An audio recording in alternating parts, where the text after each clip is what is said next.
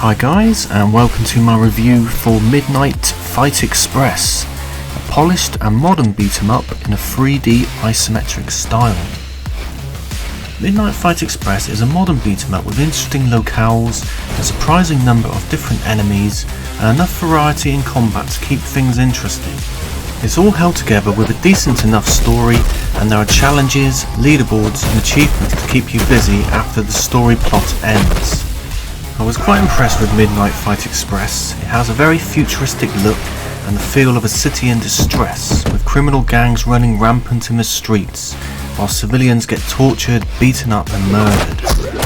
It pictures an incredibly bleak outlook, and one where only the toughest survive. Enter Babyface, a once renowned criminal and feared adversary who has been lured back into the limelight to fight his way through the various gangs and defeat the overlords before sunrise. The story begins at the end, and although we do not yet know what has happened, Babyface finds himself in an interrogation room being questioned by the police, trying to explain events.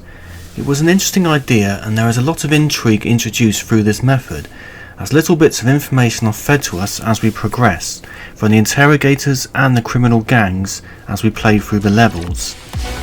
The bread and butter of Midnight Fight Express is hand-to-hand combat, but you can also use environmental objects as weapons and use them as props to beat them up against. Combat consists of fast attacks, heavy attacks, blocks and counters, a handy roll to avoid attacks and a dash and slide. Fast attacks are quick and nimble, but take more hits to put an enemy down, whereas heavy attacks take longer to throw but will do more damage. You also have the option to block an enemy's attack and then counter with one of your own. You can quickly and easily move from opponent to opponent with the automatic targeting system, and it is easy to glide around attacking one enemy then the next, whilst rolling away from projectiles and parrying attacks. Develop your own style by upgrading your skill tree with points earned from completing levels. With 6 different trees and a generous number of points, it doesn't take long before you are performing special moves and takedowns that can look satisfying and spectacular.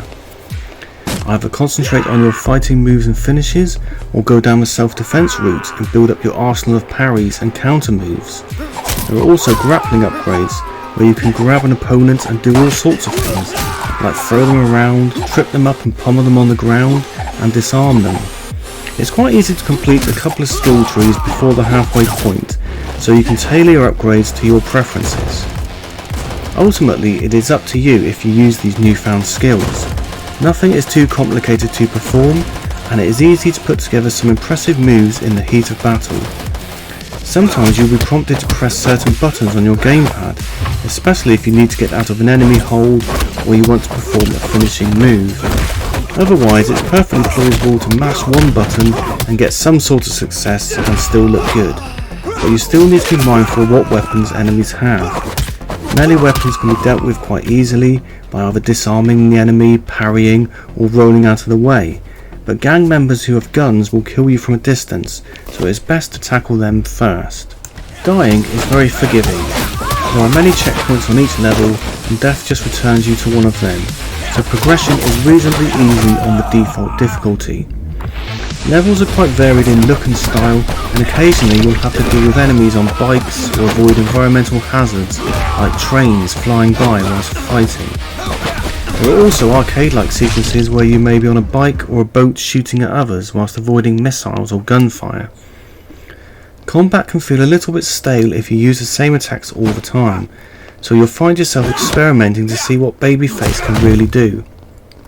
If you want to practice, there is a very customizable playground area where you can set up all sorts of things, from enemy difficulty to what weapons they have. There is a rage meter that fills up as you fight, and when unleashed gives you extra speed and inflicts more damage. A particularly nasty attack on an enemy sends a golden tooth flying across the screen, which you can pick up for extra points. At the end of each level you are awarded a score and grade depending on what challenges you've achieved, your attack multipliers and random things like gold teeth collected. Challenges can be unlocked once you have completed the level, so to get a high score and challenge the leaderboard you'll have to repeat the level. There are 100 different weapons, and they take many shapes and forms from regular guns to broken bottles, Use the available items around you, highlighted if usable, and either hit enemies with them, throw them, or even kick items at them. You have a primary weapon, which is whatever you choose to pick up, and a secondary weapon which is always present but will change depending on your upgrades. Secondary weapon attributes include standard bullets, electrocution, immobilization, exploding darts, and hypnotic rays that force enemies to fight briefly on your side. Melee weapons have limited durability and will break after a few hits, but there are plenty of weapons around for you to choose. Each time you defeat an opponent, they will drop their weapon, and you can also disarm enemies if you possess that particular upgrade. Throwing items temporarily stuns and breaks an attack, whilst also dealing damage. Different weapons have different effects on enemies.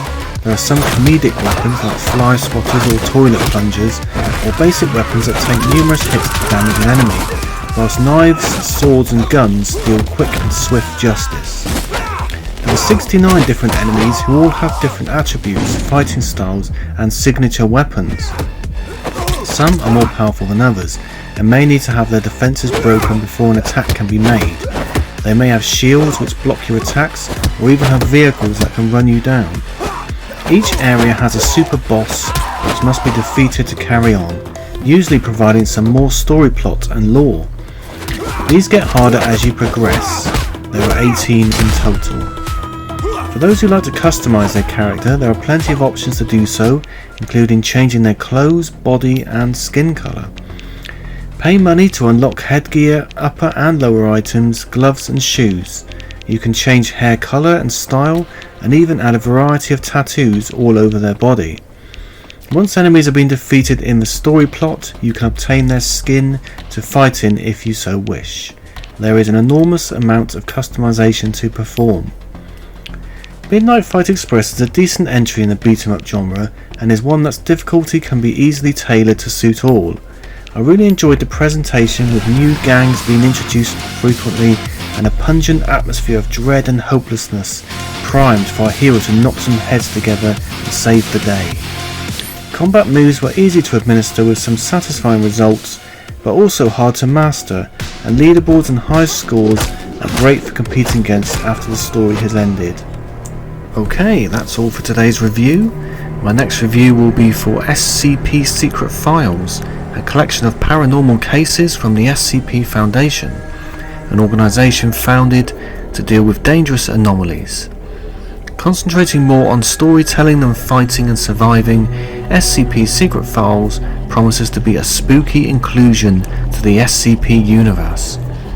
If you're interested in that one, please click the notification bell, and if you enjoyed this video, please leave a like and consider subscribing. Thanks, and see you soon.